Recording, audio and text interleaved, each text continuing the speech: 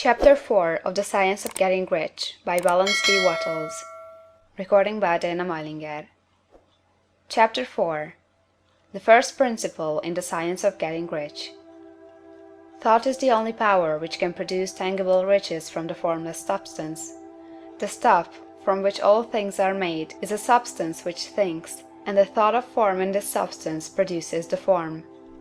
Original substance moves according to its thoughts.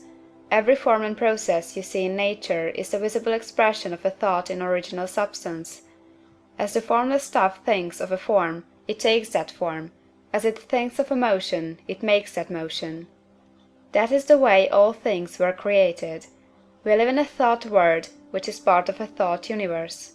The thought of a moving universe extended throughout formless substance, and the thinking stuff moving according to that thought took the form of systems of planets, and maintains that form. Thinking substance takes the form of its thought, and moves according to the thought. Holding the idea of a circling system of suns and worlds, it takes the form of these bodies, and moves them as it thinks.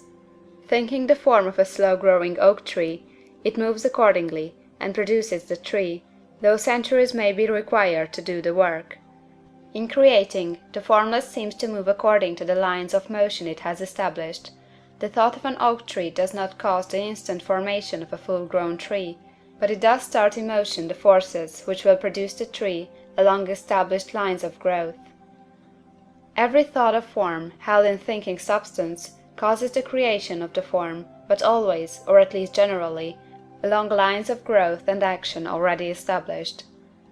The thought of a house of a certain construction, if it were impressed upon formless substance, might not cause the instant formation of the house, but it would cause the turning of creative energies already working in trade and commerce into such channels as to result in the speedy building of the house.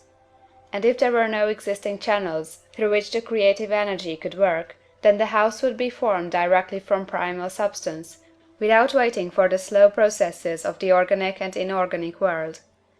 No thought of form can be impressed upon original substance without causing the creation of the form. Man is a thinking centre, and can originate thought. All the forms that man fashions with his hands must first exist in his thought. He cannot shape a thing until he has thought that thing. And so far man has confined his efforts wholly to the work of his hands. He has applied manual labour to the world of forms, seeking to change or modify those already existing. He has never thought of trying to cause the creation of new forms by impressing his thoughts upon formless substance. When man has a thought form, he takes material from the forms of nature, and makes an image of the form which is in his mind. He has so far made little or no effort to cooperate with formless intelligence, to work with the Father. He has not dreamed that he can do what he sees the Father doing. Man reshapes and modifies existing forms by manual labor. He has given no attention to the question whether he may not produce things from formless substance by communicating his thoughts to it. We propose to prove that he may do so, to prove that any man or woman may do so, and to show how. As our first step, we must lay down three fundamental propositions. First, we assert that there is one original formless stuff, or substance, from which all things are made. All the seemingly many elements are but different presentations of one element. All the many forms found in organic and inorganic nature are but different shapes, made from the same stuff. And this stuff is thinking stuff. A thought held in it produces the form of the thought. Thought, in thinking substance, produces shapes. Man is a thinking centre, capable of original thought.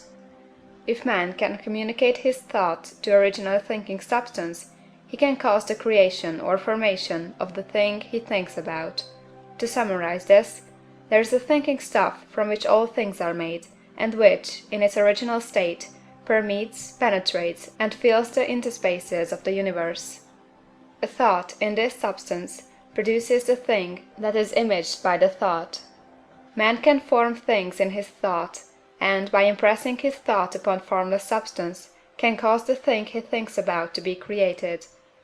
It may be asked if I can prove these statements, and without going into details, I answer that I can do so, both by logic and experience. Reasoning back from the phenomena of form and thought, I come to one original thinking substance, and reasoning forward from this thinking substance, I come to man's power to cause the formation of the thing he thinks about. And, by experiment, I find the reasoning true, and this is my strongest proof. If one man who reads this book gets rich by doing what it tells him to do, that is evidence in support of my claim. But if every man who does what it tells him to do gets rich, that is positive proof until someone goes through the process and fails. The theory is true until the process fails, and this process will not fail, for every man who does exactly what this book tells him to do will get rich. I have said that men get rich by doing things in a certain way, and in order to do so, man must become able to think in a certain way. A man's way of doing things is the direct result of the way he thinks about things. To do things in a way you want to do them, you will have to acquire the ability to think the way you want to think. This is the first step toward getting rich. To think what you want to think is to think truth, regardless of appearances. Every man has the natural and inherent power to think what he wants to think, but it requires far more effort to do so than it does to think the thoughts which are suggested by appearances. To think according to appearance is easy. To think truth, regardless of appearances, is laborious, and requires the expenditure of more power than any other work man is called upon to perform. There is no labor from which most people shrink as they do from that of sustained and consecutive thought. It is the hardest work in the world. This is especially true when truth is contrary to appearances. Every appearance in the visible world tends to produce a corresponding form in the mind which observes it, and this can only be prevented by holding the thought of the truth. To look upon the appearance of disease will produce the form of disease in your own mind, and ultimately in your body, unless you hold the thought of the truth, which is that there is no disease. It is only an appearance, and the reality is health. To look upon the appearances of poverty will produce corresponding forms in your own mind, unless you hold to the truth that there is no poverty, there is only abundance. To think health when surrounded by the appearances of disease, or to think riches when in the midst of appearances of poverty, requires power. But he who acquires this power becomes a master mind. He can conquer fate, he can have what he wants. This power can only be acquired by getting hold of the basic fact which is behind all appearances, and that fact is that there is one thinking substance from which and by which all things are made. Then we must grasp the truth that every thought held in this substance becomes a form, and that man can so impress his thoughts upon it as to cause them to take form and become visible things. When we realize this, we lose all doubt and fear, for we know that we can create we want to create, we can get what we want to have, and can become what we want to be. As a first step toward getting rich, you must believe the three fundamental statements given previously in this chapter, and in order to emphasize them, I repeat them here. There is a thinking stuff from which all things are made, and which, in its original state, permeates, penetrates, and fills the interspaces of the universe. A thought, in this substance, produces the thing that is imaged by the thought. Man can form things in his thought, and, by impressing his thought upon formless substance, can cause the thing he thinks about to be created. You must lay aside all other concepts of the universe than this monistic one, and you must dwell upon this until it is fixed in your mind, and has become your habitual thought. Read these creed statements over and over again, fix every word upon your memory, and meditate upon them until you firmly believe what they say. If a doubt comes to you, cast it aside as a sin. Do not listen to arguments against this idea. Do not go to churches or lectures where a contrary concept of things is taught or preached. Do not read magazines or books which teach a different idea. If you get mixed up in your faith, all your efforts will be in vain.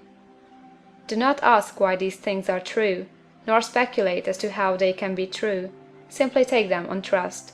The science of getting rich begins with the absolute acceptance of this faith. End of chapter 4.